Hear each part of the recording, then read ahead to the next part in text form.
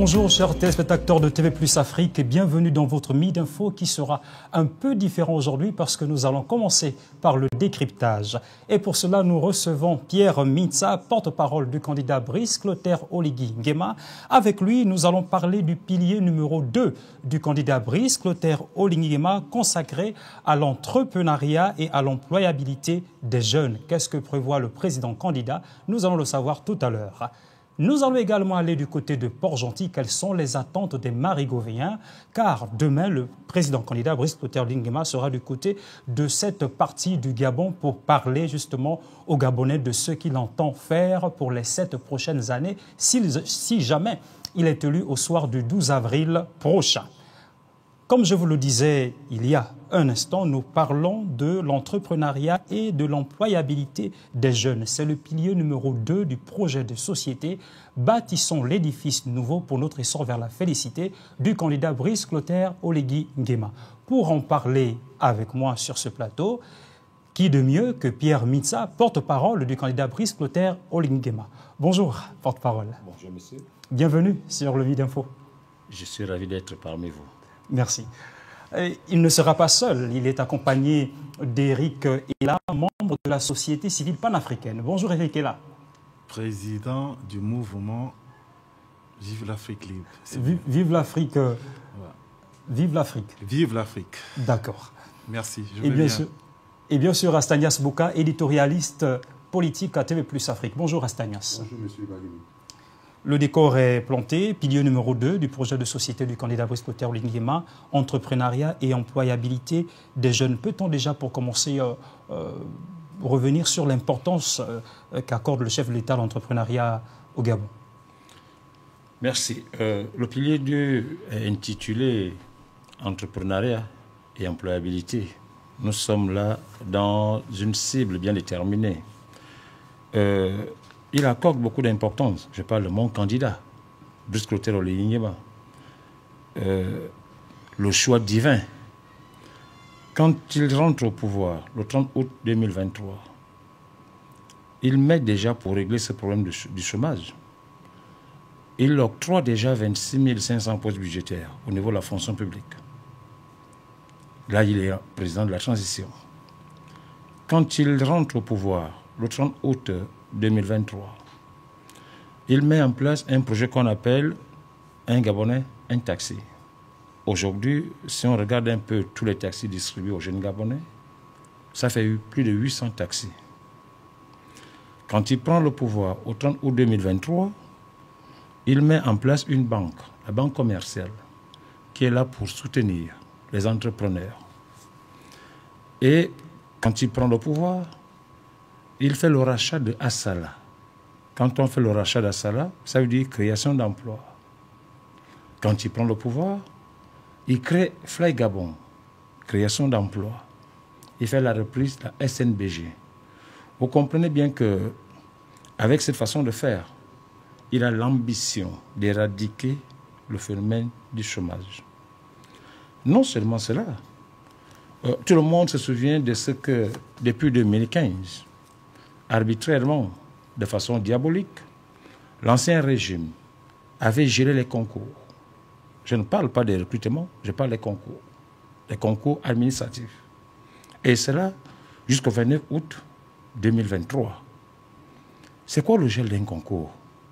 Le gel d'un concours signifie que tous ces jeunes Gabonais qui ont eu des diplômes entre 2015 et 2023, ils n'avaient pas la possibilité de participer au concours administratif pour pouvoir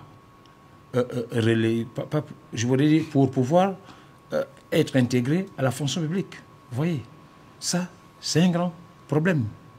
Et en novembre 2023, il a prononcé l'eau-dégel. L'eau-dégel veut dire que je vous ai trouvé dans une situation de précarité imposée par le pouvoir diabolique. Pour moi, ça ne m'arrange pas. Parce que l'administration évolue. Ça veut dire que nous qui sommes travailleurs aujourd'hui, nous ne sommes pas éternels travailleurs. Il y a deux phénomènes en face de nous qui nous attendent. Le premier phénomène, c'est la mort. Le deuxième phénomène, c'est la retraite.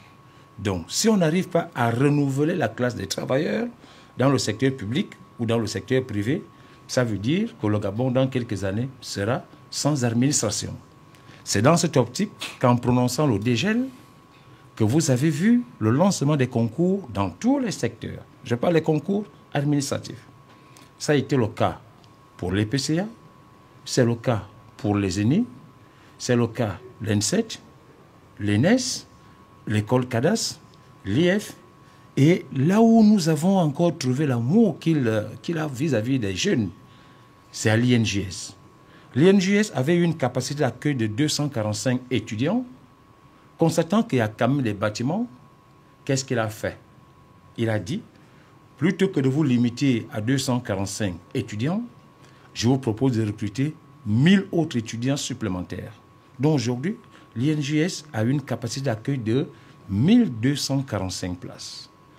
Tous ceux-là qui sont en formation, on peut aussi dire, après les 26 500 postes budgétaires, tous ceux qui sont en formation sous les établissements, dans les établissements sous tutelle et qui 2 ans ou 3 ans plus tard seront des fonctionnaires, ils sont environ 8000.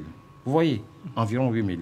Donc, il a commencé déjà à lutter contre ce phénomène qui est le chômage, mais il faudrait qu'on accorde un peu de temps. L'autre aspect sur l'entrepreneuriat. Vous savez que donner un taxi à un jeune Gabonais, c'est de l'entrepreneuriat. C'est l'entrepreneuriat. Et qu'est-ce qu'il a fait avec les entreprises, les PME gabonaises? Autrefois, il était difficile pour les PME gabonaises d'avoir les marchés. Aujourd'hui, le fait déjà d'attribuer des marchés aux PME gabonaises constitue aussi une niche d'emploi. Je vous prends un exemple. Pour ne pas faire sa publicité, Mika Service, qui a réalisé notre route aujourd'hui entre camp de police et Montagne-Saint, vous voyez comment ça se présente? Et pour réaliser cette route, il a fallu que Mika Service emploie des Gabonais. Vous voyez? Donc, je suis convaincu. Et je sais que au soir du 12 novembre 2025, au 12 avril 2025, je suis convaincu qu'au soir du 12 avril 2025, même ceux-là qui sont candidats à l'élection présidentielle voteront pour lui. Alors, le président dit, en ce qui concerne l'entrepreneuriat, il parle d'inciter les jeunes à l'entrepreneuriat. Il dit favoriser l'entrepreneuriat passe par un soutien accru aux entreprises locales via des allègements fiscaux, un accès facilité au financement et à la simplification des procédures administratives. C'est difficile. Les jeunes sont d'accord pour se lancer dans l'entrepreneuriat, mais ils sont toujours confrontés à ce problème de financement et de simplification des procédures administratif. Qu'est-ce qui va véritablement changer au soir du 12 avril? Alors, commençons par cette nouvelle entreprise, banque, qu'ils viennent de mettre en place. Les soutiens financiers vont l'ordre de 0 francs à 2 millions de francs. Ça veut dire que vous, jeunes Gabonais, si vous si vous faites un projet qui va de 0 francs à 2 millions de francs, la banque vous donne les 2 millions de francs pour vous permettre d'entreprendre. La banque vous accompagne à hauteur de 2 millions de francs. Vous voyez, ce n'est pas déjà quelque chose à négliger. Donc, à l'avenir, nous savons que parmi les mots qui minent l'administration gabonaise, il y a d'une part la lenteur et d'autre part la lourdeur. Et quand je parle de l'administration gabonaise, je parle de toute administration confondue, qu'elle soit publique, parapublique ou privée. Donc aujourd'hui, si et seulement si nous voulons quitter l'ancien système pour aller au système le plus adapté, au système qui tient compte de l'évolution technologique du monde, il va falloir obligatoirement que l'on passe à la digitalisation. La digitalisation aura ceci de particulier. Il n'y aura plus la lourdeur et la lenteur administrative. Donc, c'est un élément important qui doit être développé.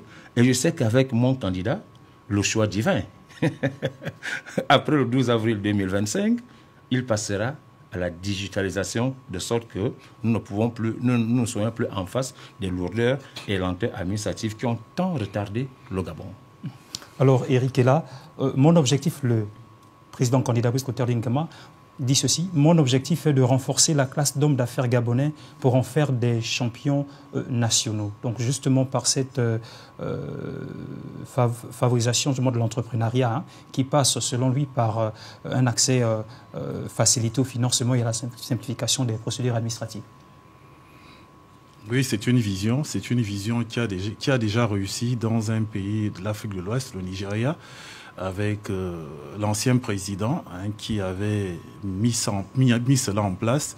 Et on a vu ce que ça a apporté, parce qu'il faut avoir des champions dans chaque pays, mais dans chaque domaine.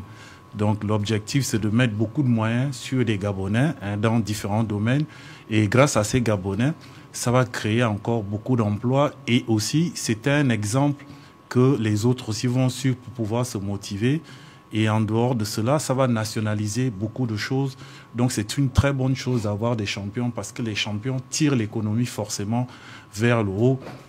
L'homme le plus riche aujourd'hui d'Afrique est passé par là, et beaucoup d'autres. Pour la petite anecdote, il avait dit que Obasanjo l'avait appelé, je crois, dans les 1h du matin. Il était surpris de voir l'appel du président du Nigeria. Quand il répond, il dit: est-ce que tu peux être à 6h à mon bureau? Le gars a dit oui. Quand il est parti, il était surpris, il a trouvé plein d'autres Nigériens dans tous les domaines. Et il y a eu cette réunion qui a consisté à mettre beaucoup de moyens sur eux, à mettre beaucoup de marchés, des marchés les plus importants, et ainsi créer aujourd'hui la classe d'hommes d'affaires multimilliardaires qu'on a aujourd'hui au Nigeria. Moi, je vais plutôt revenir sur l'entrepreneuriat. Je crois que Pierre Mintsa a un peu développer cela. La banque a 20 milliards pour soutenir les jeunes entrepreneurs. C'est une très bonne chose, parce que ça va faciliter beaucoup les procédures administratives qui sont souvent bloquées par les fonctionnaires qui sont de mauvaise foi, qui sont corrompus, de très mauvaise foi, qui sont corrompus, etc. Et je crois que le véritable challenge, c'est pas toutes les institutions qu'on est en train de créer, c'est le changement de mentalité et la sanction. Parce que quand on va commencer à sanctionner, je peux vous dire, ça va aller. Et l'entrepreneuriat des jeunes aussi, avant, c'était comme un slogan. Parce qu'on ne peut pas créer des PME, les petites et moyennes entreprises, sans la transformation. C'est impossible. Parce que si vous créez des PME, vous ouvrez une banque qui a 20 milliards, ben ils vont trouver où les marchés, les jeunes, après, pour pouvoir s'émanciper. Ce n'est pas possible. Donc, l'annonce que le président a eu à faire en disant qu'on va transformer les matières premières sur place, ça va créer beaucoup d'emplois. Et quand on transforme les matières premières, on crée l'emploi, on crée l'industrialisation. Et c'est à travers l'industrialisation que les PME naissent. Parce que quand vous avez des industries, des usines, forcément, vous avez des retombées, c'est-à-dire les petits marchés sont donnés aux entrepreneurs. Vous avez vu un peu au niveau du pétrole à Port-Gentil, beaucoup de gens ont très bien vécu parce qu'on était à ce stade et vous imaginez, on n'était même pas encore à l'industrialisation. Donc pour moi, l'une des annonces les plus importantes qui prône vraiment la rupture, c'est la transformation de nos matières premières et qui va avoir comme retombée l'industrialisation, qui va avoir comme retombée une réduction drastique du chômage. Donc c'est vraiment quelque chose de formidable et je peux vous rassurer qu'on va être les leaders en Afrique francophone parce qu'il n'y a aucun pays en Afrique francophone, en Afrique de l'Ouest et en Afrique centrale qui fait la transformation de ces matières premières. Merci beaucoup, Eric Ella. Asnias Bouka, le président dit: dans le cadre de mon engagement en faveur d'une économie dynamique et inclusive, je mettrai en place un écosystème national d'accompagnement des start-up afin de libérer le potentiel entrepreneurial des jeunes Gabonais. Alors, il faut déjà indiquer au passage que la vision du candidat président est à saluer et son communiquant de circonstances en la personne de M. Pierre Mintsa s'en est fait fort, n'est-ce pas, de faire étalage des prouesses observées et appréciées en toute objectivité dans le cadre de la gestion de la transition. Maintenant, le peuple gabonais, en poussant la réflexion, avance des arguments comme que la population gabonaise est relativement jeune, à hauteur de 70%. Et dans ces 70%, il y a 40% de cette jeunesse qui est sans emploi. Alors, le porte-parole du président candidat... Porte-parole officiel. C'est cela. Le porte-parole officiel a indiqué toutes les prouesses, mais le peuple gabonais également s'interroge par rapport, n'est-ce pas, aux actions qui ont été menées dans le cadre, n'est-ce pas, de la résorption du taux de chômage en République gabonaise. Oui, il y a eu un saut qualitatif qui a été fait dans le cadre, n'est-ce pas, de l'achat des taxis Gab. Nous avons 40% de la jeunesse en chômage. Il y a eu, n'est-ce pas, ces jeunes qui ont été frappés du coup du gel, non pas parce qu'ils l'avaient voulu, mais l'ancien régime qui a été renversé pour, n'est-ce pas, libérer ce peuple, effectivement, attendait un signal fort de la transition. Maintenant, le président de la transition devenu candidat s'inscrit, n'est-ce pas, dans le pensif de la résorption du chômage et de l'employabilité des jeunes. Maintenant, comme l'a dit Maître Eric Ella, effectivement, nous avons un tissu économique relativement faible. Donc l'industrialisation, selon les populations, serait entre autres une mesure qui pourrait, n'est-ce pas, de façon claire, nette et appréciable, absorber davantage cette jeunesse en quête d'emploi. L'entrepreneuriat de jeunes, oui, il faut saluer. Il y a eu une banque qui a été mise en place pour, ou dédiée, n'est-ce pas, à cette jeunesse à l'effet de s'auto-entreprendre. Maintenant, il se pose des questions par rapport au taux de remboursement.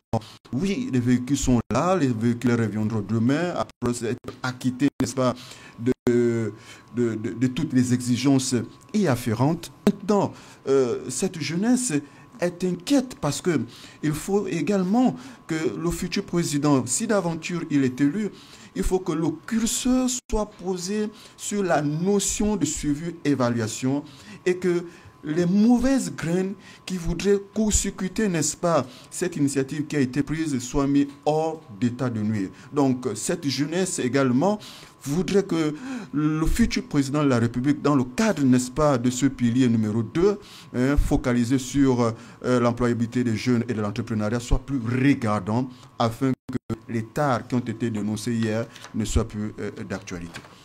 Alors, pour revenir au porte-parole officiel des candidats Brice Clotaire Oligui Nguema, alors... Non, il faut ajouter il dit le choix divin. Bon, c'est vous qui ça n'engage que vous. Moi, non, ça nous engage tous. Je sais qu'il est le candidat. Vous êtes communicant. Il est le candidat. Il est le candidat Brice Clotaire Oligui Nguema. Je préfère m'arrêter par là. Ça n'engage que vous. En tout cas, on étudie le projet du président candidat et puis le 12 avril, on verra. Pour cela, je m'engage en ce qui concerne justement la simplification des procédures administratives. Il dit ceci: pour cela, je m'engage à réduire la bureaucratie et accélérer la création d'entreprises en renforçant le recours au guichet unique numérique au sein de l'Agence nationale de promotion des investissements ANPI, qui permet aujourd'hui aux entrepreneurs d'accomplir toutes leurs démarches en ligne. Il poursuit: c'est dans ce sens que j'instruirai au gouvernement de réduire davantage les délais et coûts de création d'entreprises et de simplifier les procédures fiscales pour faciliter le paiement des impôts. Oui. Qu'est-ce que on peut comprendre? Vous comprenez qu'il est conforme à sa logique. Il comprend tous les aspects. Et quand il parle de l'allègement des procédures, l'outil qui a été cité ici, et c'est son outil, c'est la digitalisation. Je vous assure que l'administration gabonaise est confrontée à d'énormes difficultés. La lenteur, la lourdeur. Ce ne sont pas les machines qui sont dans la lenteur ou dans la lourdeur.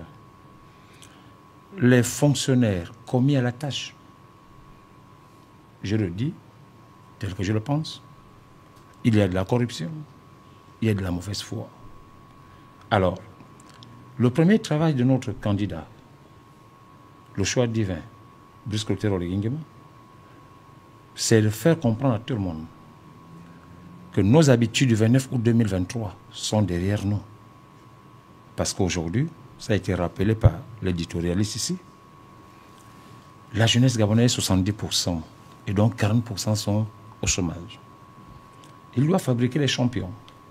Mais pour fabriquer les champions, il a pris la mesure d'alléger toutes les procédures avec un certain nombre d'accords sur le plan fiscal pour que les entreprises, les PME gabonaises ne soient pas de plus en plus endettées.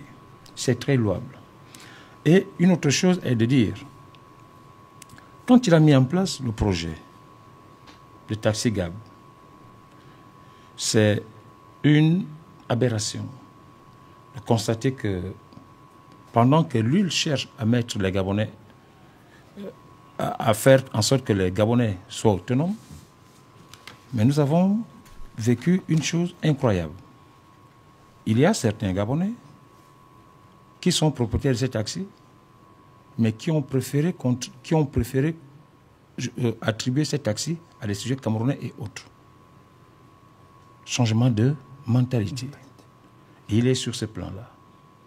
Aujourd'hui, si vous avez un véhicule qui a eu une panne d'électricité, vous vous rendez chez un électricien auto, n'est-ce pas? Qui est l'électricien auto au Gabon? C'est un petit Béninois?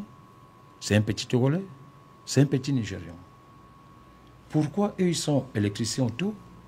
Pourquoi pas les Gabonais? C'est aussi là l'une des raisons pour lesquelles il accentue sa politique dans la formation professionnelle.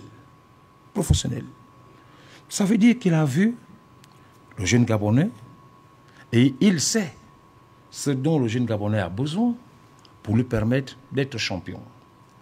Et pour que ces jeunes Gabonais soient de plus en plus mieux formés, il met en place des établissements de formation.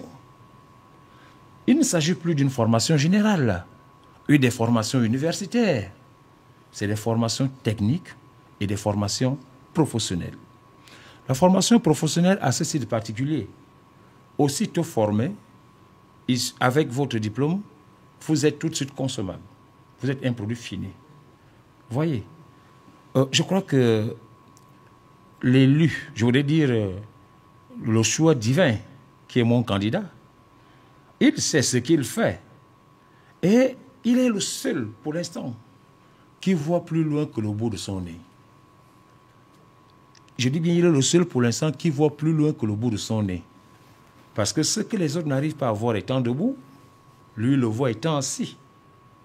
Et pour permettre à toutes les populations de dire c'est vraiment enfin notre essor vers la félicité, ce sont ces actions-là. Mon jeune frère venait de dire que si jamais il est élu le 12, non, il n'y a pas de si jamais. Non, vous voyez, je sens la victoire de Brice Clotaire Oligingima venir. La victoire arrive, 98%. Même vous aussi, vous ressentez cette victoire-là. Ça arrive le 12. Vous voyez? Donc ce n'est plus des si. Tous ceux-là qui sont censés être candidats aux élections de cette année, ils savent que la victoire arrive. Essayez de mettre le nez partout. Sa victoire arrive. Donc il n'y a pas de si. Le 12 avril 2025, nous allons réaliser un corps de 98%, sinon 99%.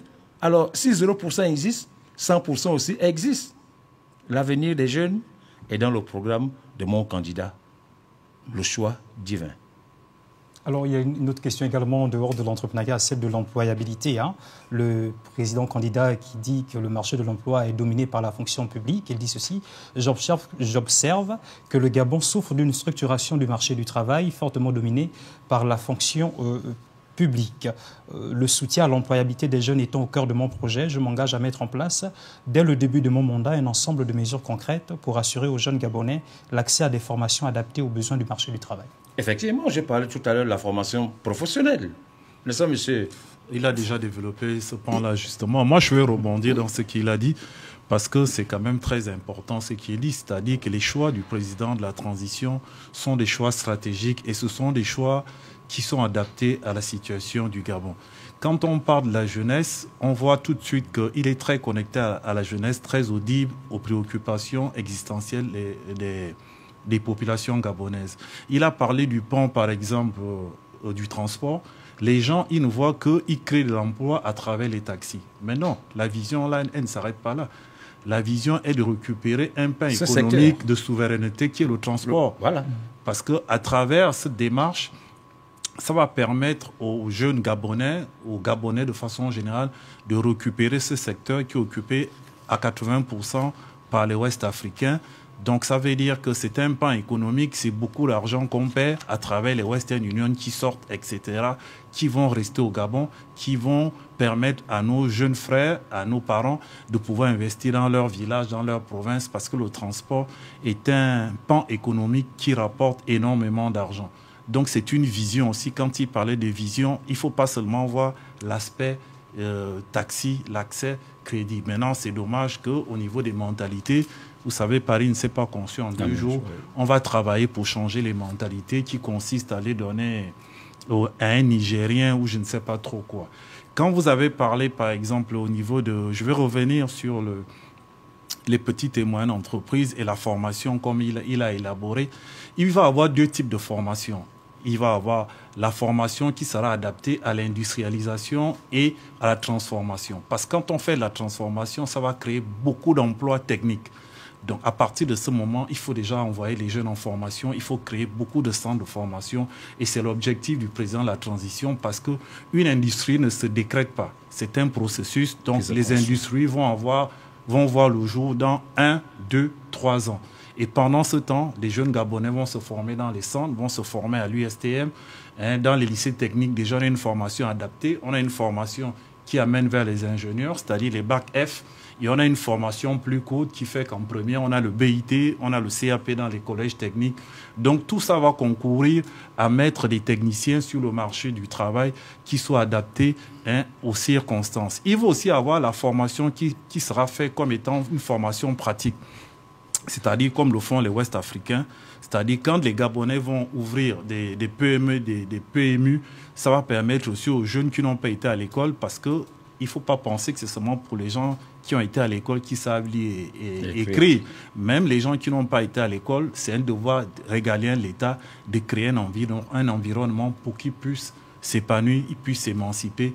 Et ça aussi, ça rentre dans la formation qu'il a dit, une formation de proximité adaptée à ce pan de jeunes pour les insérer dans la vie professionnelle pour qu'ils puissent avoir beaucoup de dignité. Donc je pense que, comme il a dit, c'est vraiment un cadeau du ciel, Brice Clotaire Oligninguema. Il a de la vision, il a la vision, il percute, il arrive à créer l'espérance. Parce que le plus difficile dans la jeunesse, c'est de créer l'espérance.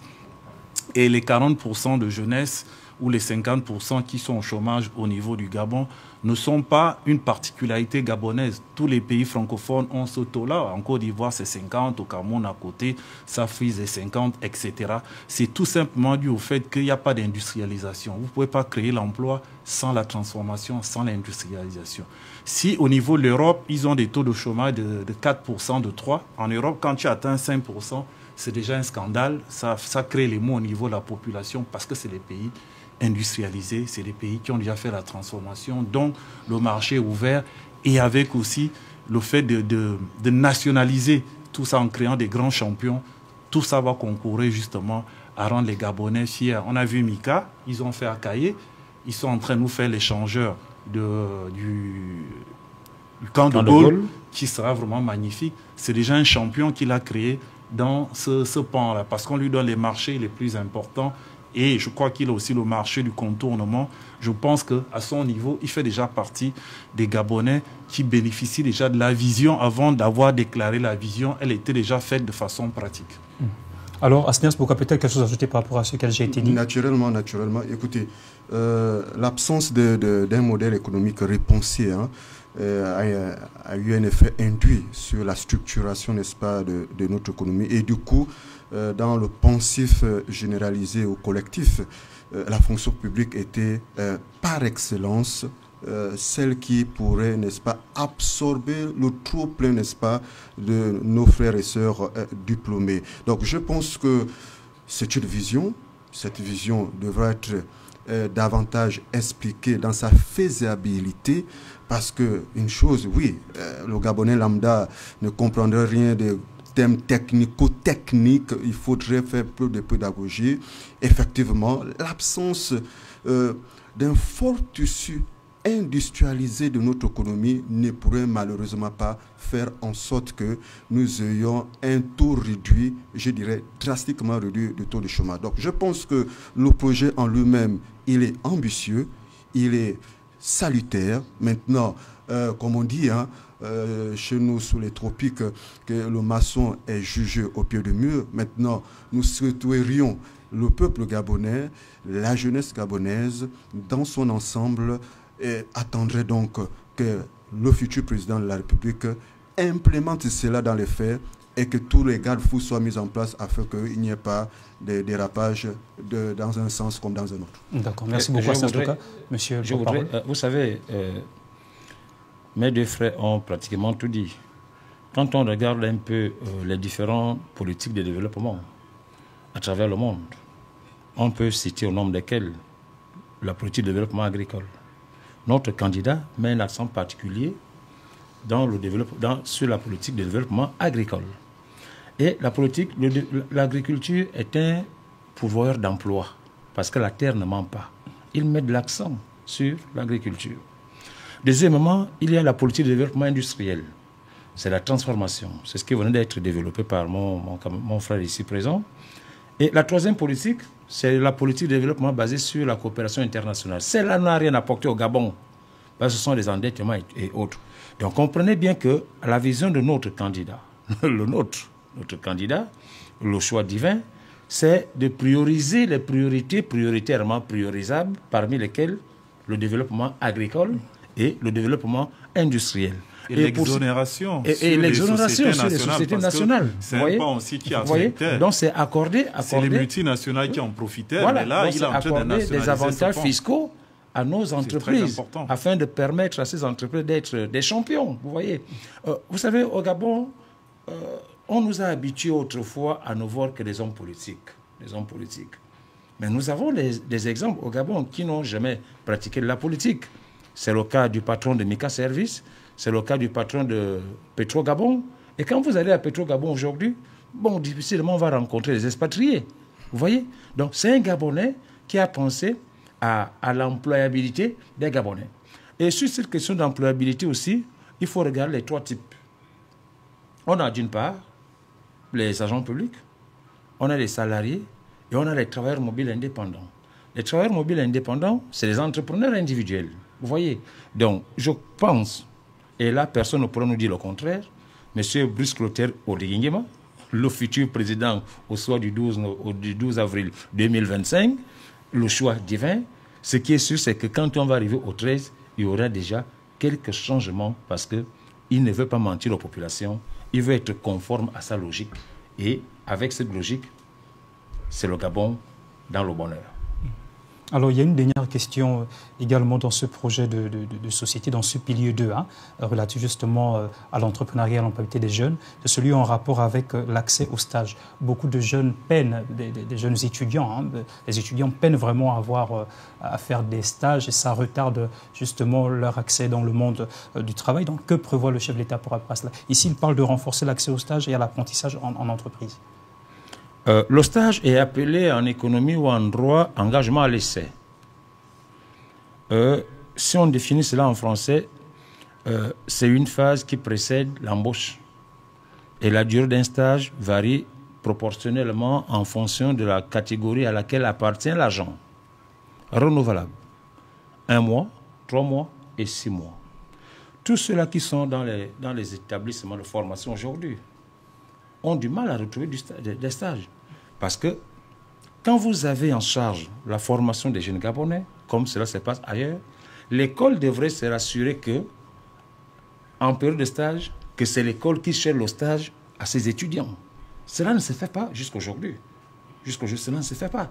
Donc, ces écoles-là se contentent simplement de prendre l'argent des étudiants sans pourtant mettre les commodités nécessaires permettant à l'enfant, permettant aux étudiants de jouir aussi de la formation pratique. Parce qu'à l'école, c'est la formation théorique, le stage, c'est la formation pratique. Monsieur Brice Clotaire Oligingema, président au soir du 12 avril 2025, le choix divin, il dit pour compter de cette date, toutes ces situations seront régularisées. On n'a pas à demander à un enfant qui est dans une école de porter lui-même son dossier, aller chercher le stage partout. Il ne s'agit pas seulement de cela, même au niveau des travailleurs que nous sommes. Comment peut-on définir la formation en français? La formation est un investissement immatériel qui permet à l'employeur et aux salariés d'atteindre un certain nombre d'objectifs. De quel objectif il s'agit? Il s'agit de la performance. Vous voyez? Et dans cette formation, il y a les recyclages, il y a les perfectionnements aussi. Toute cette politique de formation a été embrigadée par les anciens régimes parce que leur objectif, c'était de précariser davantage les Gabonais dans la précarisation totale. Brice Clotaire Oligui m'a dit, je vais réouvrir l'accès aux formations, aux stages, pour que tous les Gabonais soient formés. D'accord, merci beaucoup. Monsieur Baguino, nous sommes arrivés au terme, malheureusement. Déjà pas sur les pédagogies, pas rapidement, en quelques secondes. Oui, je voudrais aller au-delà de ce que le communicant du candidat président vient d'énoncer. Porte-parole officiel. Porte-parole officiel. En quelques mots, oui. Je voulais dire que les stages également sont conditionnés par le fait qu'il faut avoir un tissu industriel conséquent. On peut avoir été formé et avoir un déficit, n'est-ce pas, d'industrie à le fait d'aller expérimenter, parfaire les connaissances théoriques qu'on aura acquises dans une salle ça et là. Donc je pense que la première chose qu'il va falloir faire et que le futur président de la République qui sera élu devra s'y atteler, c'est déjà de mettre en place, n'est-ce pas, un tissu industriel conséquent à l'effet, n'est-ce pas, de répondre aux attentes de cette jeunesse qui, malheureusement, ne parvient pas à trouver le stage. Mais et donc, pour le reste, il le dira aussi. Oui, c'est dit dans le Quand programme. Il a lu là, tout est écrit là-dedans. Merci, monsieur. Et par contre, c'est le manque de vision qui fait en sorte que les jeunes ont des problèmes de stage.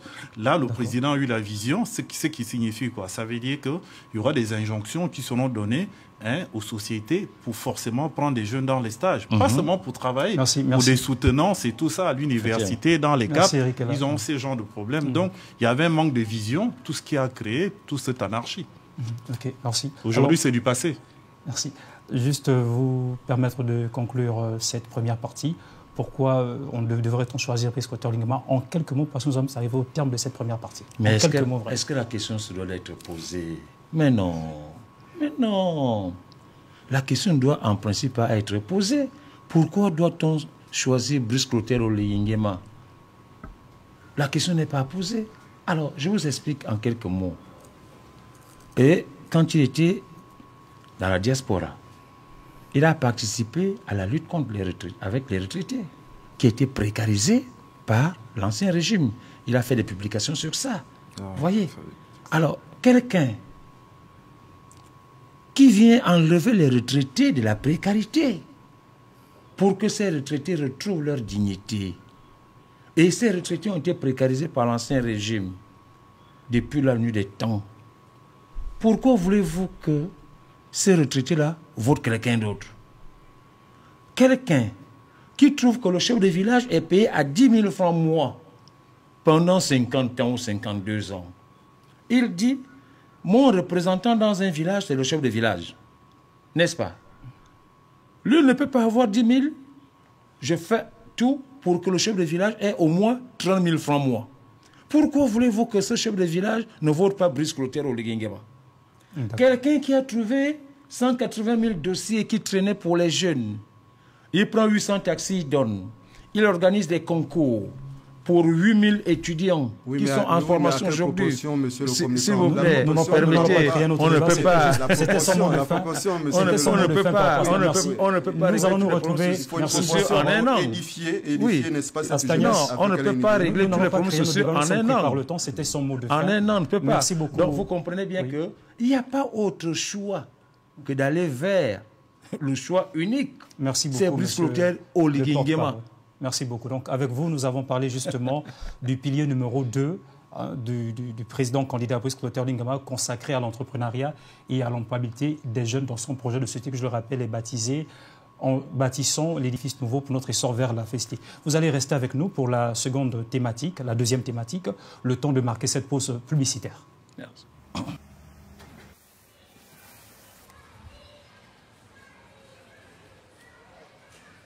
Yo les gars, 30 ans le c'est cadeau. Oh, ah bon? C'est cadeau 30 ans. Viens profiter, viens célébrer. Les prix sont doux, les vibes sont chaudes.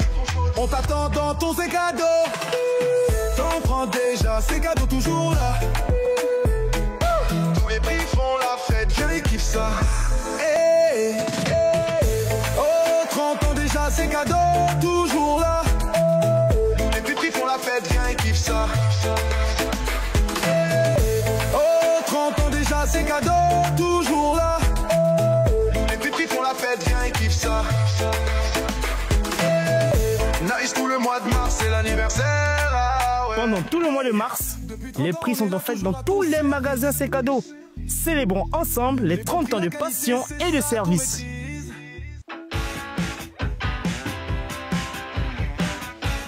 Je suis monsieur Nguyenene Ulrich, responsable du rayon droguerie. Au rayon droguerie, nous avons des appareils de nettoyage à haute pression, de marque Archer, des marques Ingenco. Dans ce matériel de nettoyeur à haute pression, nous avons des nettoyeurs thermiques, nous avons des nettoyeurs électriques et nous avons des nettoyeurs à batterie. Les nettoyeurs à batterie sont composé d'une batterie chargeable qui a une autonomie de 24 watts. Une fois chargée, on se rapproche directement d'une source d'eau. Donc dans cette source d'eau, il vous suffit juste de jeter le câble avec le filtre dans cette source d'eau, par exemple une rivière ou un puits. Une fois que c'est fait, il suffit juste de presser le bouton et le nettoyage est fait. Sogam Équipe Libreville est situé dans la zone industrielle d'Olumi. N'hésitez pas à nous rendre visite.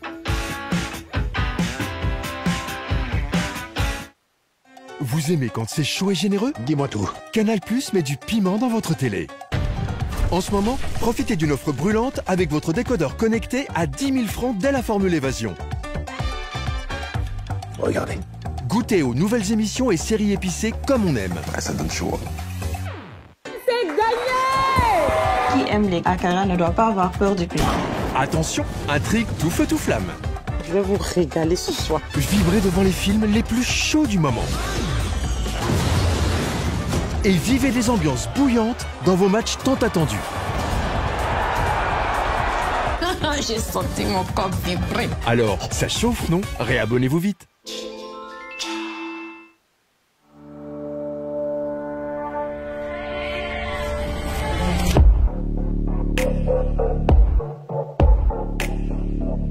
L'objectif de notre création, être auprès de vous.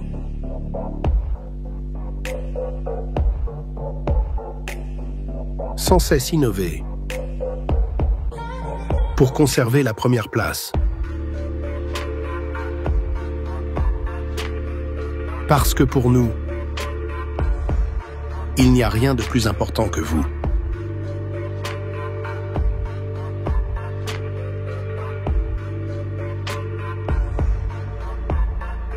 TV+, Afrique Business, votre nouveau magazine d'information.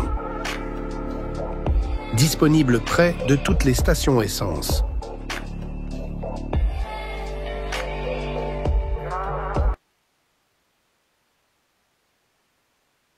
Messieurs, nous sommes de retour sur le plateau de Midi Info avec la deuxième thématique. Le président candidat Brice Clotaire Olinguema se rendra dans l'Ogooué maritime demain, justement dans le cadre de sa campagne électorale. Quelles sont les attentes des Marigoviens? Nous allons le savoir maintenant avec les mêmes sur le plateau. Je rappelle que nous sommes en compagnie, nous avons eu l'honneur de recevoir sur ce plateau le porte-parole officiel du candidat Brice Clotaire Olinguema, la personne de Pierre Mintsa. Il n'est pas seul, il est accompagné bien sûr de Eric Ella, membre de la société, j'ai du mal à prononcer. Tu vas le faire toi-même. Président du réseau panafricain Vive l'Afrique Libre. Très bien. Et bien sûr d'Astanias Bouka, éditorialiste politique à TV+ Afrique.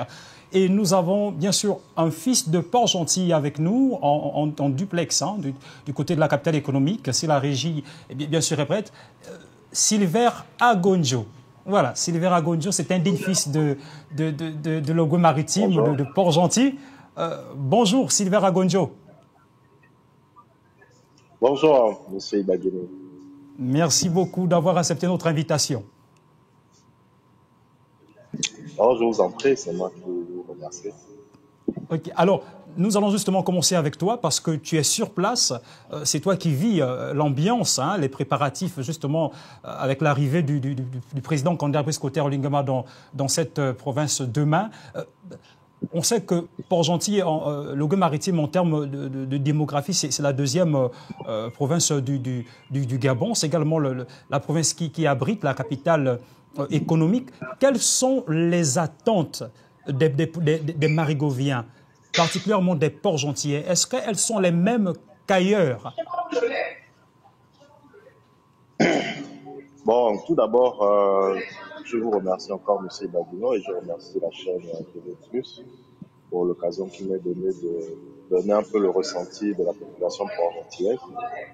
Mais j'aimerais quand même préciser que les attentes sont plurielles et elles dépendent des catégories sociales, on va dire, de la ville.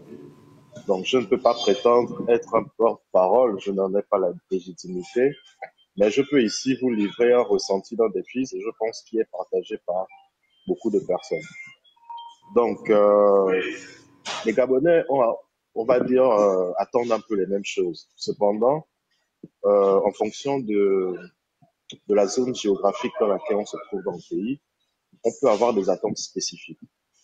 Donc, la transition était l'occasion pour nous d'avoir de nouveaux, d'espérer. Nous espérions beaucoup de cette transition. Mais malheureusement, au niveau de Port-Gentil, nous n'avons pas vraiment le sentiment d'avoir été mis au cœur de cette transition. Lorsqu'on essaie d'énumérer, par exemple, les réalisations de la transition au niveau de Port-Gentil, elles ne sont pas une dizaine. On a vu évidemment l'émergence de quelques voies, notamment l'axe Bornave, Mini-Prix, Canal Évasion. Nous avons vu, par exemple, la route sortir de terre au niveau de la cité municipale et au niveau de la SBOM. Mais à part ça, nous attendions, par exemple, la finition de l'axe Port-Gentil-Omboué, dont un tronçon est toujours resté inachevé. Et nous n'en avons pas vu la finition. La route, le chantier est toujours en arrêt.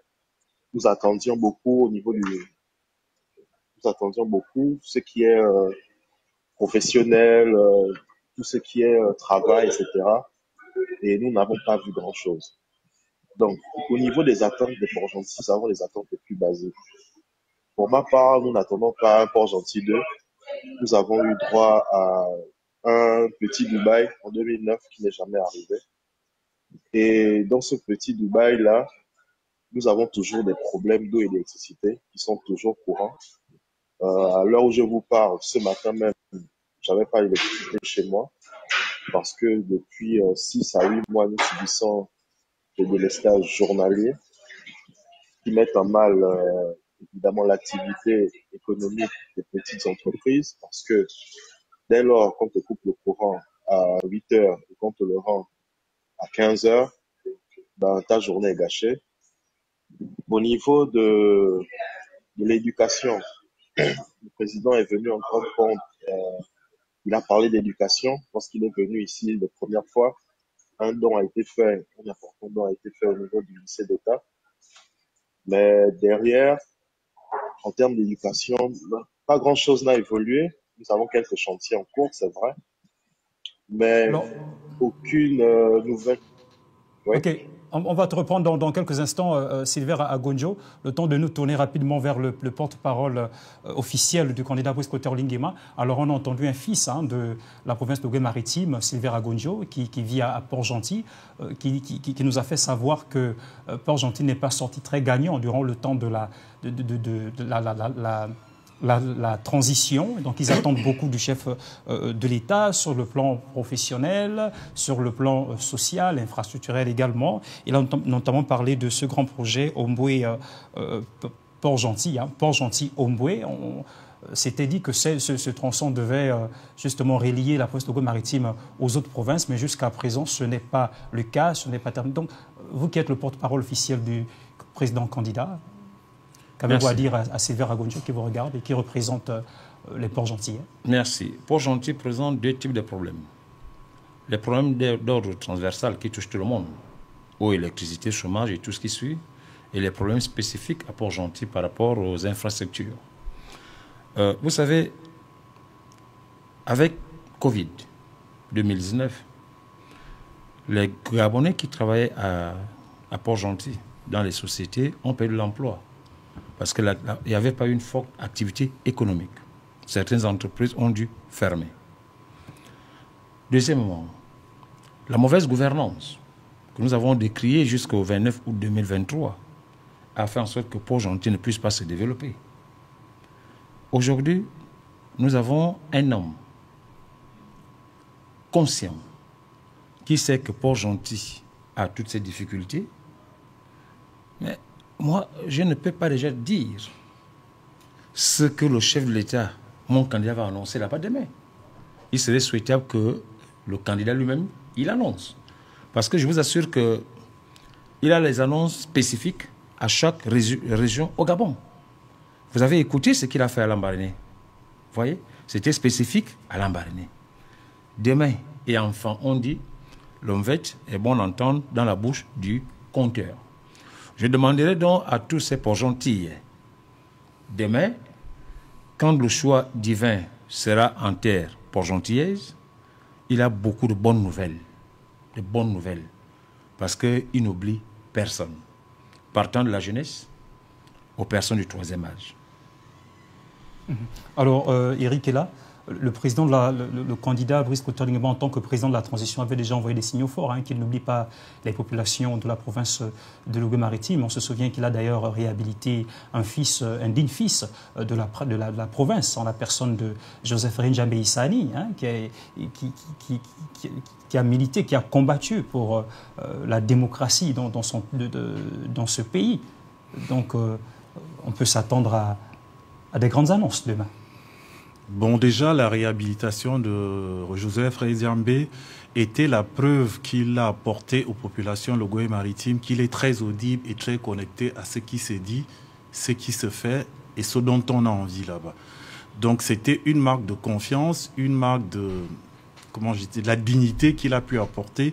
Mais pas seulement ça, j'ai écouté notre frère qui a fait un chapelet de besoins qui sont la plupart les besoins que tous les Gabonais vivent, nonobstant que Port-Gentil est la capitale économique, qui a eu le Covid, qui a impacté beaucoup les sociétés pétrolières.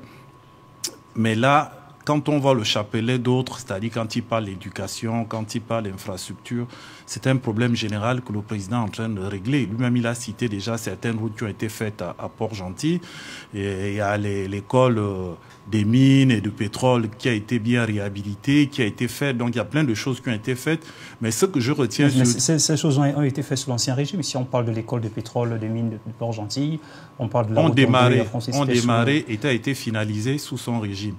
Pourquoi je cite l'école du pétrole et du développement? Parce que Port-Gentil, il a été très conscient des problèmes qui sont au niveau de Port-Gentil.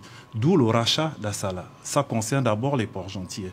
On a encore acheté 2 autres sociétés pétrolières. Donc tout ça va permettre de créer de l'emploi et de remettre Port-Gentil sur les rails. Parce que grâce à ces sociétés pétrolières achetées, n'oubliez pas que la transition n'a fait que 19 mois et que les problèmes étaient multiples. Il a trouvé un pays par terre. Et le devoir d'un gouvernement de transition, ce n'est pas de régler les problèmes qu'il a réglés, c'est-à-dire qu'il a allé au-delà de ce qu'il devait faire. C'est-à-dire en dehors du fait de partir, de mettre en place ce processus qui va nous amener à l'ordre constitutionnel. Il avait quand même l'obligation d'assurer la continuité de l'État. Bien sûr, Rose Rogombe a assuré l'intérim, c'était un régime de transition. Quels sont les chantiers qu'elle a eu à faire? Même si c'était en 8 mois. C'est pour vous dire que lui s'est démarqué, il s'est dit c'est un Gabonais, les problèmes sont énormes.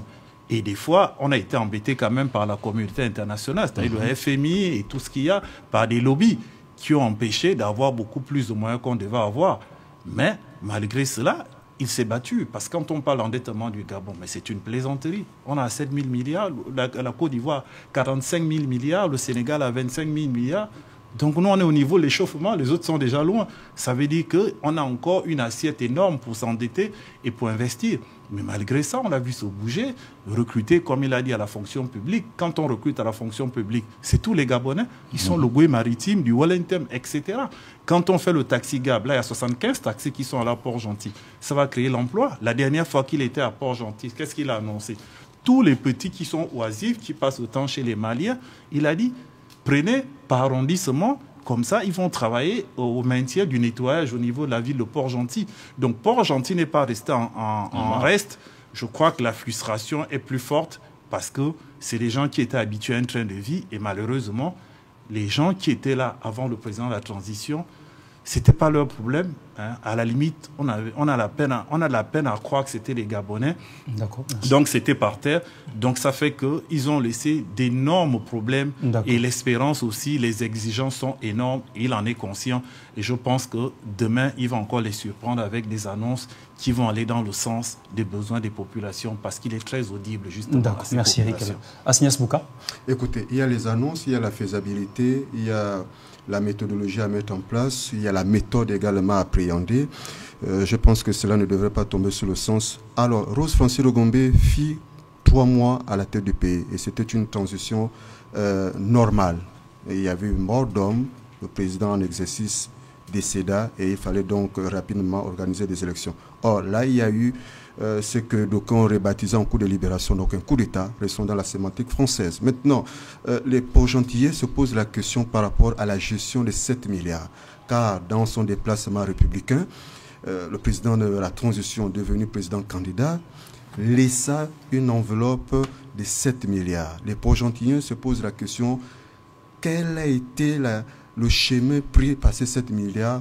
Parce qu'effectivement, c'était déjà dans un premier temps pour résoudre les problèmes domestiques liés à cette province. Et comme l'a dit le communicant officiel, on suppose que s'il y a un communicant officiel, c'est qu'il y a des communicants officieux. Bon, je laisse cela à M. Minsa.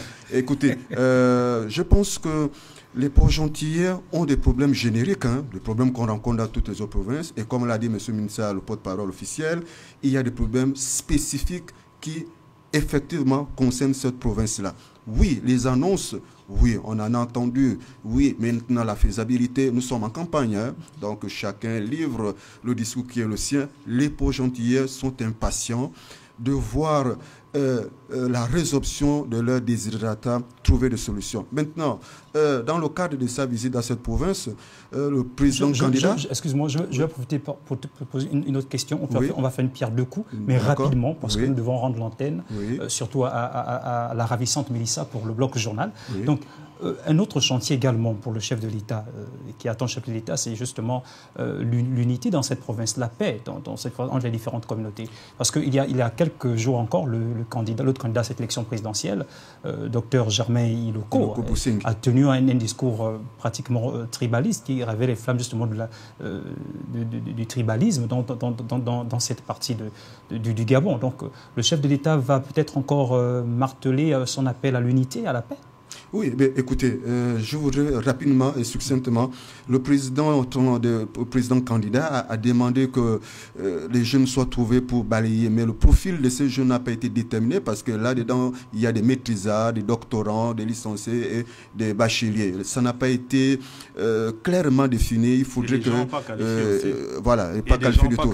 Maintenant, le développement d'une province passe par l'unicité de ses enfants. Donc, nous ne pouvons pas développer un pays ou une contrée si ces enfants sont divisés, car, selon la parole de Dieu, toute maison divisée ne peut subsister. Donc, je pense que le discours visant à tribaliser, à claniser, je dirais même à faire une balkanisation, ne pourrait pas prospérer au niveau des Port-Gentillais. Il faut l'unicité et le président candidat a prêché cet évangile lors de son récent déplacement dans cette province. Alors, si la régie est prête, si on peut prendre rapidement, en quelques mots, Sylvain Agonjo, depuis Port-Gentil. Sylvain Agonjo, je rappelle que tu es un digne fils de cette province, tu es sur place à Port-Gentil. La question en rapport avec la paix, l'unité des peuples dans cette partie du Gabon, vous attendez beaucoup du chef de l'État? Non, pas vraiment. Pas vraiment, mais disons que j'attends quand même des messages forts, parce que il faudrait que le message d'unité soit un message qui soit prêché dans l'ensemble du territoire gabonais et pas seulement au niveau de Port-Gentil. Parce que lorsqu'on parle au niveau de Port-Gentil d'unité, à chaque fois, c'est la communauté, souvent, mienne qui est visée. Et quelque part, on va mettre en lumière cette communauté de cette façon. Ce serait comme la jeter en pâture. Or, le message d'unité, ça va être un message global. Il faudrait qu'aujourd'hui, je pense que les jeunes de notre génération et même les anciens rêvent que le message d'unité soit prêché partout. Que tout Gabonais doit se sentir chez lui, pas seulement au niveau de Port-Gentil, mais au niveau de Libreville, au niveau de Franceville, au niveau de Liem, etc. Donc le message qui est prêché, d'unité qui est prêché au niveau de Port-Gentil doit être partout. Il faudrait qu'il y ait des symboles forts, pas seulement au niveau de Port-Gentil, dans lequel on va dire qu'il y a des guerres qui, en réalité, n'ont pas lieu d'être, entre les différentes communautés qui vivent en harmonie depuis plusieurs années et qui aujourd'hui sont opposées par la politique. Ça doit être un message général, un message qui doit être prêché au niveau de Wolympe, au niveau de Botokwe. Chacun doit se sentir chez lui n'importe où. Et pour cela, le message ne doit pas être spécifique à Port-Gentil. Il faut qu'il soit prêché. Merci beaucoup, Sévérin Agonjo. Monsieur Pierre Mintsa, vous avez justement, c'est à vous de conclure, mais en quelques mots, s'il vous plaît. Vous savez, le président Brice Clotaire Oligui, candidat, le choix divin, quand il arrive, il trouve que le Gabon est divisé. Le clanisme, le tribalisme. Il dit, il devait fonctionner avec tous les Gabonais. D'où la nécessité de l'inclusivité. L'inclusivité. D'accord. Et il vient nous donner la signification de la concorde, notre hymne national. La concorde qui veut dire la bonne entente. Vous voyez? Donc, nous ne voulons plus avoir affaire aux hommes d'État provinciaux, aux hommes d'État tribalistes et tout ce qui suit. Le Gabon, c'est un seul pays, 9 provinces, et toutes les provinces se valent, et toutes ces provinces doivent conjuguer, et tous les Gabonais doivent conjuguer pour l'intérêt général suprême et non l'intérêt particulier. Merci beaucoup. C'est ça la vision du candidat Brice Clotaire Oligui Nguema, le choix divin. Merci beaucoup. À vous, porte-parole officielle du candidat Brice Clotaire Oligui Nguema, d'avoir répondu favorablement à notre invitation. Nous espérons que votre message a été écouté par l'ensemble des Gabonais. Merci à Eric Ella pour votre présence également sur le plateau. Merci à Snias Bouka. Nous nous retrouvons demain dans le cadre pour aborder justement d'autres thématiques. Et nous vous laissons en compagnie de Mélissa Kogué justement pour le bloc journal. Après cette pause publicitaire.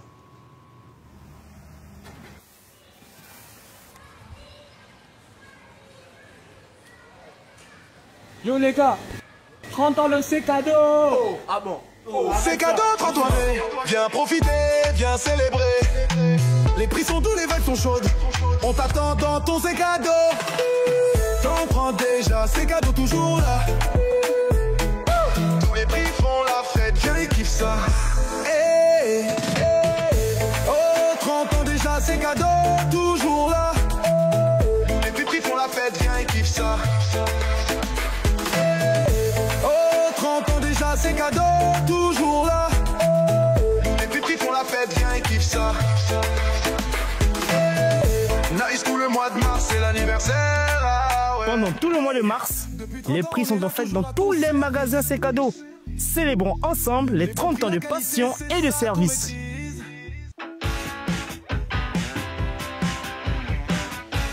Je suis monsieur Nguyenene Ulrich, responsable du rayon droguerie. Au rayon droguerie, nous avons des appareils de nettoyage à haute pression, de marque Archer, des marques Njenko. Dans ce matériel de nettoyeur à haute pression, nous avons des nettoyeurs thermiques, nous avons des nettoyeurs électriques et nous avons des nettoyeurs à batterie. Les nettoyeurs à batterie sont composé d'une batterie chargeable qui a une autonomie de 24 volts. Une fois chargé, on se rapproche directement d'une source d'eau. Donc dans cette source d'eau, il vous suffit juste de jeter le câble avec le fil dans cette source d'eau, par exemple une rivière ou un puits. Une fois que c'est fait, il suffit juste de presser le bouton et le nettoyage est fait. Sogam Équipe Libreville est situé dans la zone industrielle de Lomé. N'hésitez pas à nous rendre visite.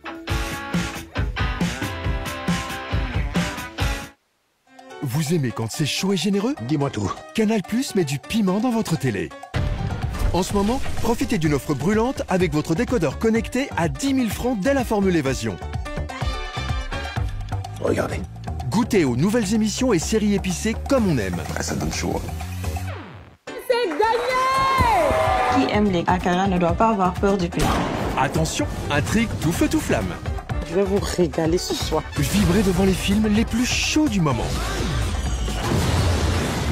Et vivez des ambiances bouillantes dans vos matchs tant attendus. J'ai senti mon corps vibrer. Alors, ça chauffe, non? Réabonnez-vous vite.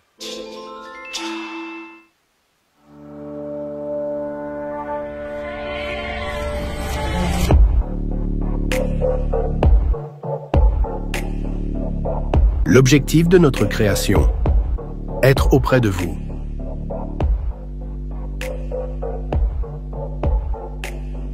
Sans cesse innover pour conserver la première place. Parce que pour nous, il n'y a rien de plus important que vous.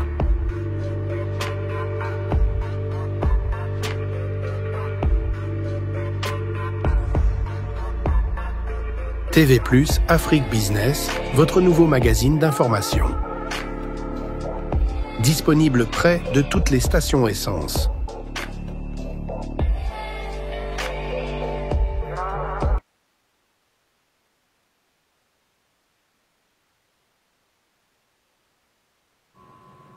Bonjour mesdames et messieurs, ravi de vous retrouver pour cette édition d'information. Vous étiez avec Royal Ibaguinol il y a un instant et maintenant vous êtes avec moi dans votre blog journal. Voici les titres. Brice Clotaire Oligui Nguema poursuit sa campagne dans le Gué maritime, présentant son bilan de 18 mois de transition et ses promesses réalistes pour l'avenir du Gabon. Tragédie familiale à Libreville, un frère ôte la vie à son aîné au quartier Torobar. Restez avec nous, vous aurez les détails dans la suite. Crise à la Fédération guinéenne de football. Accusé de mauvaise gestion et de détournement, Aboubacar Sampil fait face à une motion de révocation de son comité exécutif. Nous en parlerons aussi dans la suite. Après le sud, Brice Clotaire Oligui Nguema met le cap à l'ouest, notamment dans la province de l'Ogué maritime où il poursuit sa campagne. Lors de ces meetings soutenus par de nombreuses associations et partis politiques, le candidat met en avant son bilan de 18 mois, mais aussi des promesses réalistes sur l'emploi, l'éducation, la santé et l'industrie. Pamphile Ebo et Modeste Bazangoy. Après un accueil triomphal dans le sud du Gabon, Brice Clotaire Oligui Nguema, candidat dont l'ascension semble inarrêtable, se dirige aujourd'hui vers l'ouest du pays, dans la province de l'Ogué maritime. Ce 3 avril marque la 5e étape de son marathon où il cristallise une attention grandissante, notamment à Port-Gentil, Etimboué et à Gomba. En véritable artisan de sa propre victoire, Oligui Nguema cherche à renforcer sa popularité déjà croissante, amplifiée par l'inauguration récente de l'aéroport international Joseph Rendjambé Issani, symbole d'une époque nouvelle. Depuis le 30 août 2023, la figure du candidat s'est imposée comme un catalyseur d'espoir, incitant les masses à scander Oligui président, Oligui président. À travers ses promesses solides et des réalisations concrètes, emploi des jeunes, routes en béton armé, amélioration de la santé, bourse, dette et rappel des fonctionnaires payés, Oligui Nguema incarne le renouveau que le Gué maritime appelle à tous ses voeux. Les départements de Benje, Etimboué et Ndongu sont pris d'une ferveur inédite, signe du désir de changement d'une population accablée pendant des années qui voit désormais des solutions durables. L'équipe organisatrice a mis les bouchons doubles pour que chaque étape soit une réussite. Ce soir, à Port-Gentil, la place sera bondée telle une mare en furie, prêt à rendre hommage à celui qui se fait appeler le bâtisseur. Fort de son bilan en 18 mois, Oligui Nguema semble avoir franchi une nouvelle dimension.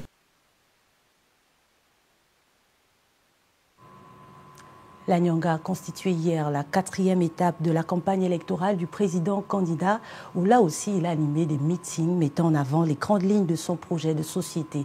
Retour sur cette journée avec Gladys Liengui sous les images de Dalvin Mukwangu Dinga. La province de la Nyanga a eu l'immense honneur d'accueillir le candidat Brice Clotaire Oligui Nguema. Population de la Nyanga,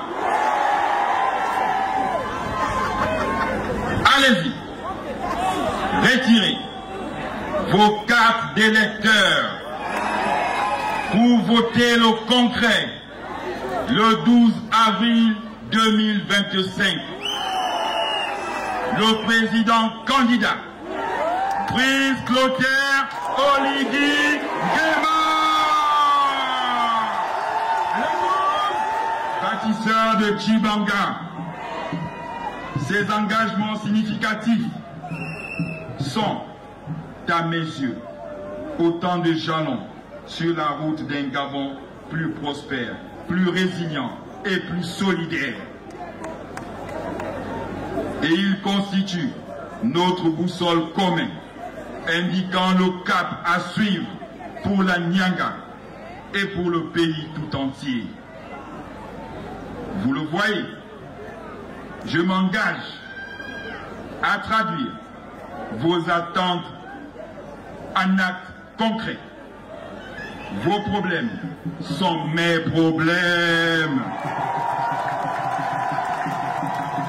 Accompagné de son épouse et les membres du gouvernement de transition, le candidat Brice Clotaire Oligui Nguema a été clair dans son projet de société. Les problèmes de Gabonais sont ses problèmes. Il invite, une fois de plus, la population à voter pour le fils patriotique et pragmatique qu'il représente. C'est sur une note de satisfaction et prêt pour le 12 avril que les populations de la Nyanga s'expriment. Ici à la place des fêtes de Tchibanga, il est exactement 18h25. Le meeting d'ouverture de la campagne du candidat Brice Clotaire Oligui Nguema vient de prendre fin. Ici à Tchibanga, c'est de l'enthousiasme que nous ressentons, surtout les jeunes. Parce que le président candidat n'a pas fait que des promesses. Il a déjà fait le chapelet des réalisations en 19 mois. Et nous avons bon espoir qu'en 7 ans, il fera beaucoup plus. Beaucoup de projets pour la Nyanga, notamment le projet historique du port en eau profonde de Mayumba, la mine de fer de Milingui, et l'exploitation du gisement de marbre de Doucé-Oussou qui a commencé.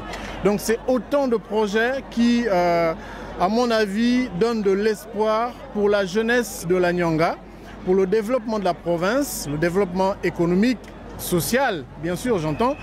Et aujourd'hui, nous sommes prêts.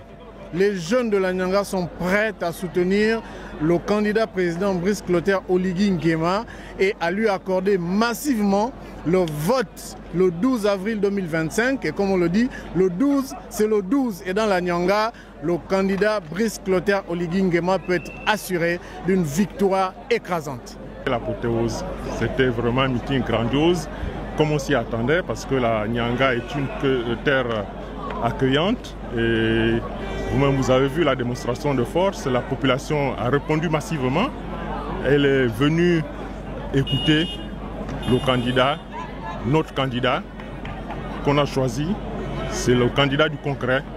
Donc, on n'a pas de soucis dans la Nyanga. On attend le 12 pour concrétiser dans les urnes.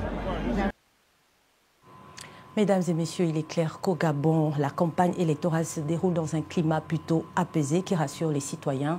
Cependant, la faible visibilité de certains candidats laisse une partie de l'électorat dans l'incertitude quant à leurs propositions. Les détails avec Atriana Ndebi. Depuis son lancement, la campagne se déroule dans une atmosphère apaisée. Les meetings, débats et actions sur le terrain s'organisent sans heurts et aucun trouble significatif n'a été signalé.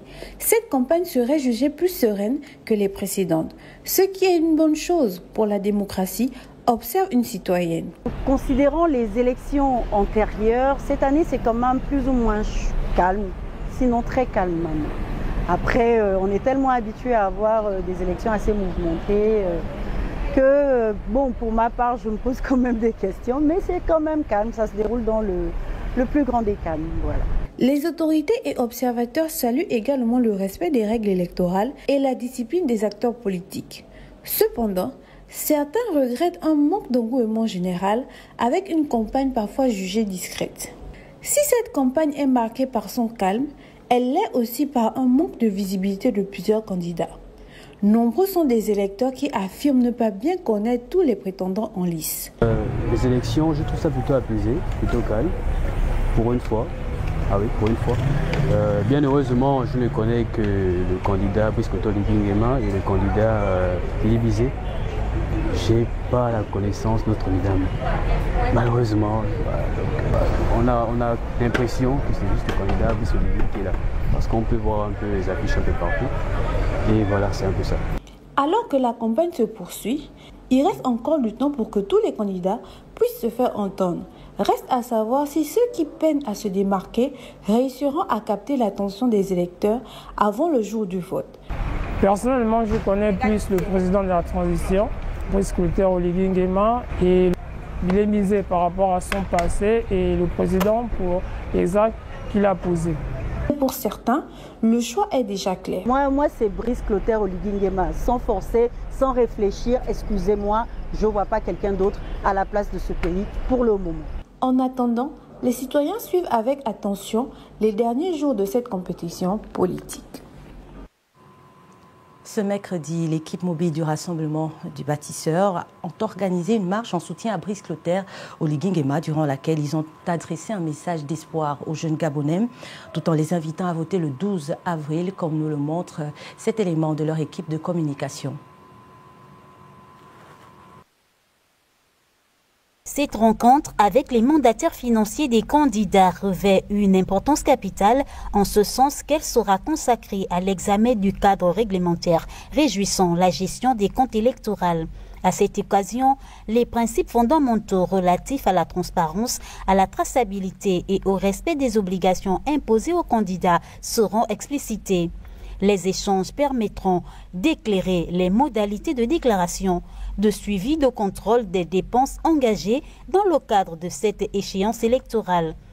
Dans le processus électoral, le code électoral a une place prépondérante en ce sens qu'il fixe, détermine et regroupe toutes les dispositions législatives et réglementaires relatives à toutes les élections politiques dans le pays.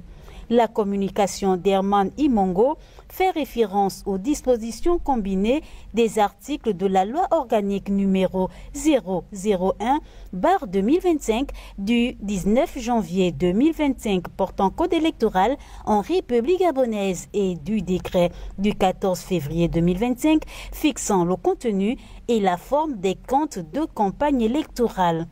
Dans ce contexte, l'article 109 de la loi organique invoque et stipule que tout candidat, toute liste ou parti politique participant aux élections ou au référendum sont tenus d'établir un compte prévisionnel de campagne précisant l'ensemble des ressources et des dépenses à effectuer en vue des opérations électorales par eux-mêmes et ou pour leur compte. Les dépenses pour ce qui est de l'élection présidentielle sont limitées à 10 milliards de francs CFA. Le texte interdit d'engager plus de 5 milliards de francs CFA au second tour. Des sanctions seront appliquées au cas où les candidats ne respecteront pas ces consignes. Vous l'aurez compris, mesdames et messieurs, il s'agissait plutôt du ministre de l'Intérieur qui a convoqué une réunion d'urgence avec la Cour des comptes le 4 avril pour examiner les fonds de campagne des candidats à la présidentielle à venir. Le reportage était de Chimène Mindon. Maintenant, parlons de cette tragédie familiale à Libreville. Un frère a ôté la vie à son aîné au quartier Torébar. Nous le voyons ensemble dans ce reportage de Jessica Mba. Le quartier Tarobar, dans le 4e arrondissement de la commune de Libreville au Gabon, vient d'enregistrer un drame. À l'aide d'un couteau au cours d'une bagarre, le nommé Makosso, la trentaine révolue, a violemment poignardé son frère aîné. Les faits se sont déroulés il y a quelques jours, autour de 2 heures du matin. De retour à la maison après avoir bu quelques gouttes d'alcool, le présumé coupable décide de mettre la musique, l'élément déclencheur qui n'aurait pas plu à la victime. Selon certains témoignages, ce meurtre aurait longtemps été prémédité. Malgré les personnes qui étaient là, qui les ont vraiment séparés, il avait d'abord tenté, la première étape, de mettre fin vraiment à la vie de son grand frère en lui mettant le couteau, mais il y avait un agent de la pénitentiaire, de génie militaire plutôt, qui a eu vraiment à arracher le couteau. Il a pris le couteau, il a arraché, il a dû peut-être balancer quelque part. Bon, ils les ont séparés, croyant que la bagarre était déjà finie. Bon, les autres se sont séparés d'eux, mais lui, furieux, puisqu'il n'avait pas encore commis son acte, il est reparti dans sa chambre. Les gens n'avaient pas vu. Il a pris un long couteau, vraiment qu'il a mis dissimulé derrière son dos. Et le grand frère était devant un portail. Quand il arrive, pour tenter où il voulait rentrer dans ce portail, il a glissé, il est tombé. Et M. Makosso est venu avec le couteau qui était derrière. Parce que les gens n'ont pas vu, peut-être on devait, peut-être, je ne sais pas, le maîtriser. Je ne savais pas qu'il a un couteau, un long couteau, vraiment. Donc, le grand frère, en voulant fuir, il a glissé, il est tombé. Et quand il est tombé, le temps de se réveiller, M. Makosso lui a mis le couteau ici, côte là. Ils ont amené celui qui était agressé là à l'hôpital. En arrivant là-bas, les médecins ont dit non, mais il est mort. Quand vous l'amenez, il est déjà mort. Les membres de cette famille bénino-gabonaise, éprouvés par la douleur, ont eu du mal à s'exprimer lors de notre passage sur les lieux du drame. Ici, l'auxiliaire de commandement réitère cependant son combat quotidien. J'ai mené mes démarches auprès des autorités judiciaires. Je suis allé à la police, comment ils sont allés à la PJ. Et le lendemain matin, ils l'ont maîtrisé. Il avait encore un couteau avec lui. Et dans sa chambre, il avait encore au moins 5 couteaux. Selon le dire de ses parents, on trouvait encore 5 couteaux là-bas. Donc, c'est-à-dire qu'il était vraiment dans l'effet de la drogue. Actuellement, on ne peut pas aller se plaindre chez les autorités, sinon c'est vous qui prenez le coup.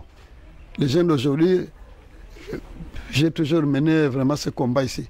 Dire que attention, la drogue, même quand nous sommes dans nos réunions à la mairie, je te dis attention, la drogue, c'est pas bon parce que dans nos quartiers, il y a les enfants qui vendent, il y a les enfants qui fument. Voilà, là où nous sommes aujourd'hui, là. Rattrapé par les éléments de la police judiciaire, l'actif, le présumé coupable, se trouve entre les mains de la justice. Pendant ce temps, la victime laisse derrière lui 3 enfants, une concubine enceinte, des parents, collègues, amis et connaissances sans voix. Et nous poursuivons avec cette information. La BEAC a dévoilé ce mardi 2 avril la nouvelle gamme de pièces de monnaie lors d'une cérémonie officielle présidée par le gouverneur Yvan Sana Bangui au siège de l'industrie à Bangui, République centrafricaine.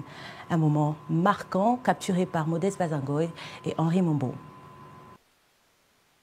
Initialement prévu en fin d'année 2024, c'est finalement ce mercredi 2 avril 2025 qu'a eu lieu la cérémonie de lancement officiel de la nouvelle gamme de pièces de monnaie BEAC type 2024 qui sera désormais mise en circulation dans le circuit économique des 6 pays de la CEMAC. La Banque centrale a opté depuis 2023 de mettre en circulation une nouvelle gamme de pièces corrigées, notamment toutes les insuffisances enregistrées et accompagner l'essor de nos économies.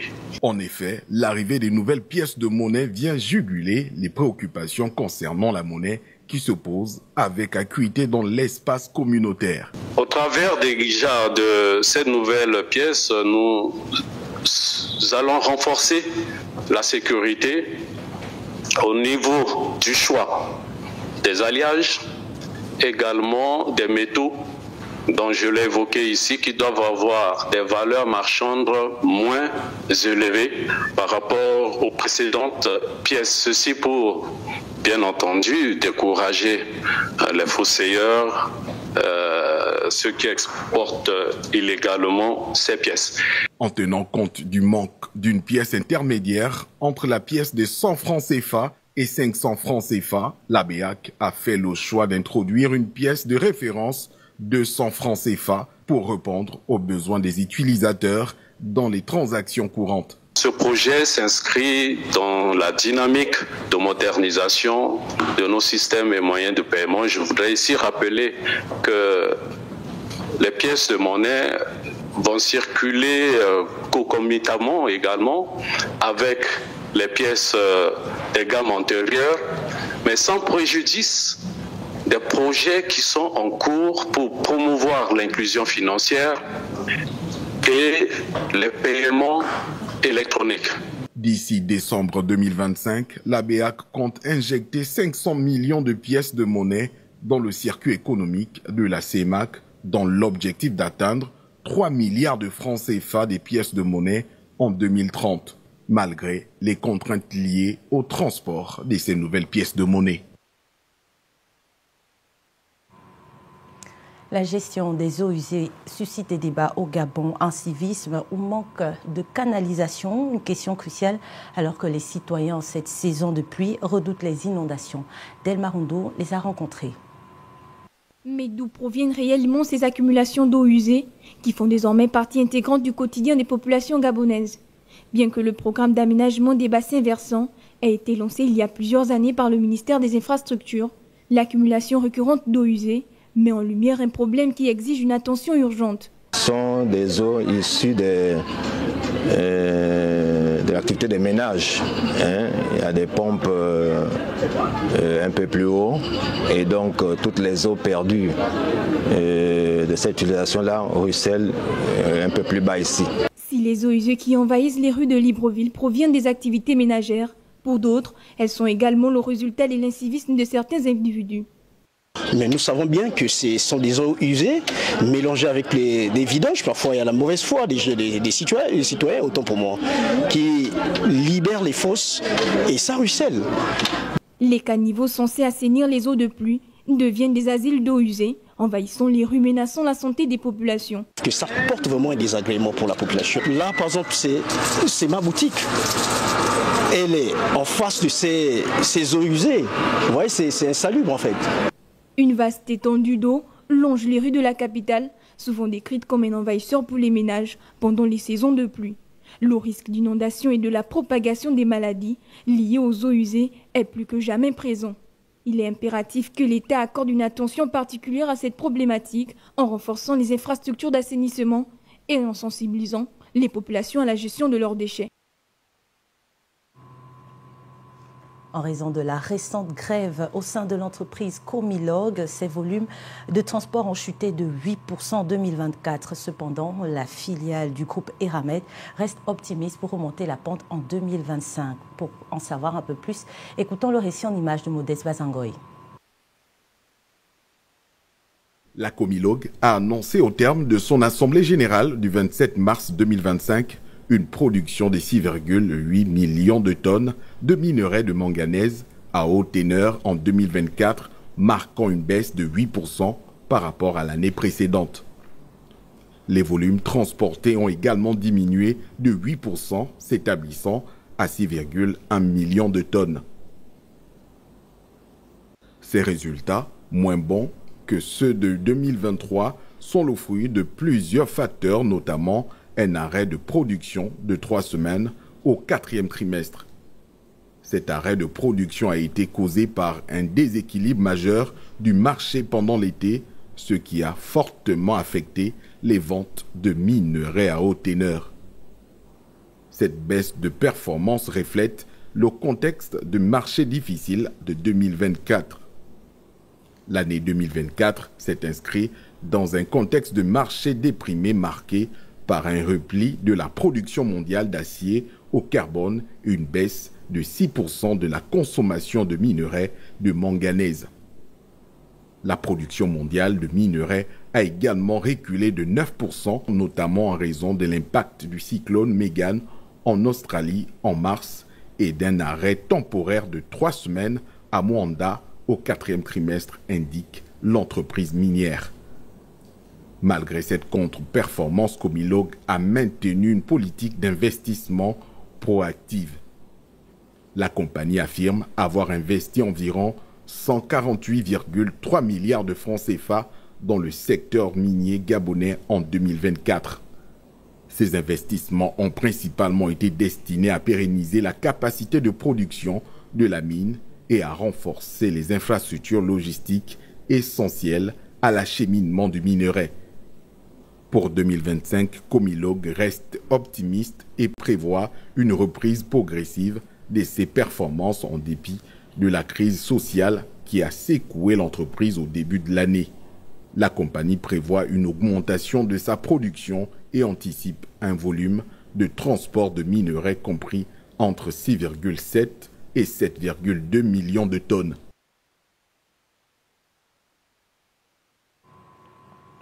Sport, la Fédération guinéenne de football est en crise. Son président Aboubacar Sampil, accusé de gestion opaque, de détournement de fonds et de trafic d'influence, est désormais visé par une motion de révocation par son comité exécutif. Plus d'informations avec Loïc Zeng. Les griefs contre Aboubacar Sampil s'accumulent. Selon une motion déposée par Mamadou Barry, vice-président chargé du football féminin, le président est accusé de refus de justifier l'utilisation des 500 millions de francs guinéens reçus lors de la dernière Coupe d'Afrique. Refus de fournir toutes les informations relatives à l'achat d'une radio-télé pour la Fédération guinéenne de football. Refus de soumettre au COMEX le contrat du directeur technique national et du secrétaire général. Gestion opaque de 1,2 million de dollars de subventions FIFA, notamment via le programme Forward. Attribution illégale de marchés publics comme la rénovation du siège de la fédération, trafic de visas lors des qualifications olympiques et pression sur les arbitres pour favoriser son club, Las Kaloum. Selon certains membres du comité exécutif, Sampil agirait sans consulter le comité. Les finances sont opaques et les demandes de transparence restent sans réponse. Malgré le soutien passé de la FIFA, les partenaires internationaux s'inquiètent. La Guinée risque-t-elle une suspension? La motion basée sur l'article 40 des statuts pourrait être votée dès cette semaine. Selon Sport News Africa, Sampil devrait rompre le silence samedi dernier lors d'une conférence de presse officielle organisée par la fédération. Finalement, le président controversé a opté pour une intervention plus discrète en s'exprimant dans l'émission Sport Débat sur les ondes de la RTG. Une stratégie de communication qui interroge alors que son maintien à la tête de la fédération semble plus incertain que jamais. Voilà, mesdames et messieurs, c'était tout pour votre blog journal. Était au sommaire des titres. Brice Clotaire Oligui-Nguema qui poursuit sa campagne dans le Goué maritime, présentant son bilan de 18 mois de transition et ses promesses réalistes pour l'avenir du Gabon. Tragédie familiale à Libreville. Un frère ôte la vie à son aîné au quartier Torobar. Tous les détails vous ont été donnés au cours de cette édition d'information. Crise à la Fédération guinéenne de football, accusé de mauvaise gestion et de détournement. Aboubacar Sampil fait face à une motion de révocation de son comité exécutif. Mesdames et messieurs, c'était tout pour votre blog journal. Sinon, pour cette édition d'information, ravi d'avoir été avec vous. On se retrouve demain pour une autre édition d'information.